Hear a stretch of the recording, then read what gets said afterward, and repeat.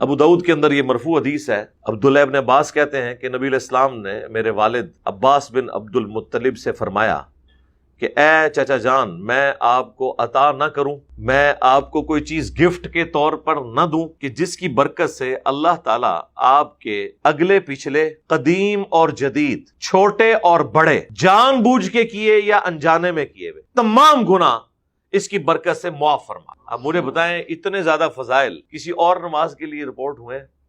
اگلے پچھلے، قدیم اور جدید، جان بوجھ کر یا انجانے میں، پوشیدہ یا ظاہر، کسی بھی اعتبار سے چھوٹے یا بڑے، اللہ تعالیٰ ان گناہوں کو معاف فرما دے اس کی برکت سے۔ پھر نبی علیہ السلام نے کہا کہ میں آپ کو 4 رکعت نماز تعلیم کرتا ہوں جس میں آپ نے 75 ٹائمز یہ ہر رکعت میں کلمات ریپیٹ کرنے۔ اس میں آپ علیہ السلام نے فرمایا کہ جب آپ قرات سے فارغ ہو جائیں تو آپ نے 15 دفعہ پڑھنا ہے سبحان اللہ والحمد للہ ولا الہ الا اللہ واللہ اکبر۔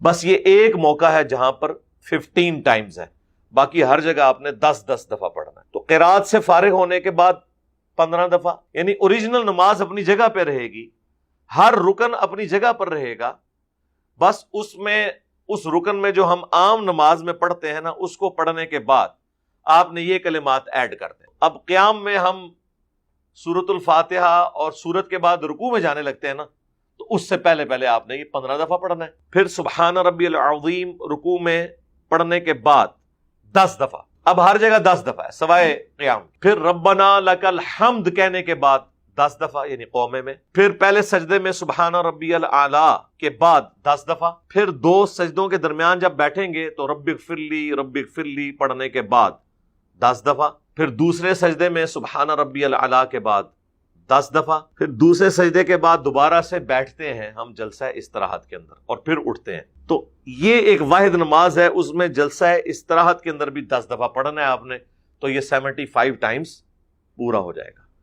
اچھا، پھر آپ نے اس میں تشہد میں جب بیٹھنا ہے تو تشہد میں بھی آپ نے، افضل تو یہ ہے کہ آپ پورا تشہد پڑھیں درود شریف سمیت، اس کے بعد آپ یہ 10 دفعہ تسبیحات کریں، اور آخری تشہد میں بھی 10 دفعہ تسبیحات تشہد کے بعد ہی کریں، کیونکہ اوریجنل نماز اپنی جگہ پر باقی رہے۔ تو یہ 300 مرتبہ پورا ہو جائے گا۔ باقی اس میں بعض اوقات لوگ پوچھتے ہیں کہ جی وہ یاد کیسے رکھیں، کوئی تسبیح رکھ لیں؟ نہیں، انگلیوں کو دبا کے یاد رکھیں۔ آپ قیام میں اگر آپ ارسال الیدین کیے ہوئے ہیں یا ہاتھ باندھے ہوئے ہیں، دونوں صورتوں میں ایک ایک انگلی دباتے جائیں۔ ایک دفعہ جب پڑھ لیا 1 2 3 4 5 6 7 8 9 10، اور قیام میں تو 15 دفعہ، باقی 10 ہے۔ تو اسی طریقے سے تشہد میں بیٹھے ہوئے ہیں تو انگلیاں دبا کے آپ اس طرح بھی گننا چاہتے ہیں کوئی حرج نہیں ہے، چاہے دائیں ہاتھ پہ گن لیں چاہے دونوں ہاتھوں پہ گن لیں۔ وہ ویسے روایت تو کمزور ہے ابو داؤد کی کہ دائیں ہاتھ پہ شمار نبی علیہ السلام کیا کرتے تھے۔ جو صحیح روایت ہے وہ ابو داؤد اور ترمذی میں ہے کہ نبی علیہ السلام نے فرمایا کہ اپنی انگلیوں پہ شمار کیا کرو، قیامت والے دن اللہ تعالیٰ ان انگلیوں کو بلوائے گا، یعنی یہ گواہی دیں گی تمہارے ذکر کی۔ دونوں ہاتھوں پہ پڑھیں تو زیادہ بہتر ہے، بال جس طرح آپ کو آسانی لگتی ہے۔ اچھا، یہ جو حدیث ہے نا صلاۃ و تسبیح والی، یہ جامعہ ترمذی میں بھی موجود ہے۔ اس میں ایک اور طریقہ رپورٹ ہوا ہے، لیکن وہ نبی علیہ السلام کے حوالے سے نہیں ہے، وہ عبداللہ ابن مبارک نے بیان کیا ہے، امام حنیفہ کے شاگرد۔ اس کے ساتھ کچھ مسائل بھی پھر ان سے پوچھے گئے تو انہوں نے بیان کیے ہیں۔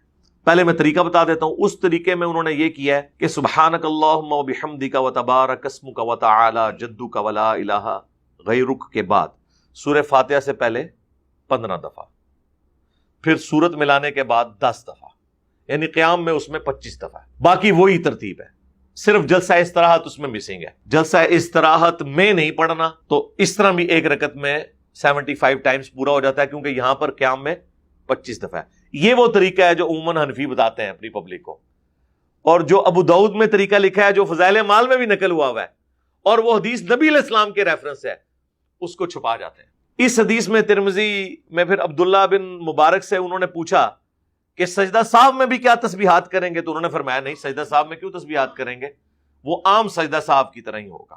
اچھا، اب اس میں یہ بھی ہو سکتا ہے کہ بعض اوقات کوئی شخص ایک رکن میں یہ پڑھنا بھول گیا، یعنی وہ رکوع میں پڑھنا بھول گیا اور سمیع اللہ لمن حمیدہ کہہ کے کھڑا ہو گیا، تو اب کیا کرے؟ تو پھر قومے میں 20 دفعہ پڑھ لے۔ جس رکن میں بھولا ہے نا، اس سے اگلے رکن میں زیادہ مرتبہ پڑھ لے، تاکہ وہ گنتی 300 کی پوری کرنی ہے۔ تو انہوں نے فرمایا سجدہ صاحب عام نماز کے طریقے کے مطابق ہوگا، ان میں تسبیحات نہیں کی جائیں گی۔ اور پھر انہوں نے فرمایا کہ میں اس کو پسند کرتا ہوں کہ اسے دو دو کر کے پڑھا جائے، البتہ 4 اکٹھی پڑھنا بھی جائز ہے۔ اور وہ کہتے ہیں اگر میں رات کے وقت پڑھوں تو میں 2 2 کر کے پڑھوں گا، دن کے وقت اختیار ہے، چاہے 2 2 کر کے پڑھوں چاہے 4 اکٹھی پڑھ لوں۔ ویسے بہتر 2 2 میں ہی ہے، کیونکہ اگر آپ کو رکعت بھول گئی تو پھر تو آپ نے کم کی طرف جانا ہے، 2 پھر بھی یاد رہ جائے گی۔ اور بخاری مسلم دونوں میں حدیث ہے کہ نبی علیہ السلام کی رات کی نماز جو نفلی نماز ہے، آپ اسے سنت موقدہ کہہ لیں، تراویح کہہ لیں، قیام اللیل کہہ لیں، یہ سب نفلی نمازیں ہیں نا، وہ 2 2 رکعت ہوتی تھی، اور اینڈ پہ آپ 1 رکعت ملا کے سب کو وطر کر لیتے تھے۔ اور اسی لیے ہم دیکھیں قیام اللیل جو ہے، تراویح جسے آپ عرف عام میں کہتے ہیں، وہ 2 2 رکعت کر کے پڑھی جاتی۔ اور ابو داؤد اور ترمذی میں حدیث ہے کہ نبی علیہ السلام کی چاہے دن کی نفلی نماز ہو چاہے رات کی، وہ 2 2 رکعت ہوتی تھی، یعنی زور کی 4 سنتیں بھی آپ 2 2 کر کے پڑھتے تھے۔ لیکن المصنف ابن ابی شیبہ میں اور المصنف عبد الرزاق کے اندر عبداللہ بن عمر سے موجود ہے، اور وہ ان احادیث کے راوی بھی ہیں، لہٰذا راوی حدیث اس کے فہم کو جانتا ہے کہ وہ دن کی جو نفلی نمازیں تھی وہ 4 اکٹھی بھی پڑھ لیتے تھے، زور کی 4 سنتیں، لیکن رات کی جو نفلی نماز ہے وہ 2 2 کر کے ہی پڑھتے تھے۔ اسی لیے ہم ظہر سے پہلے والی 4 سنتیں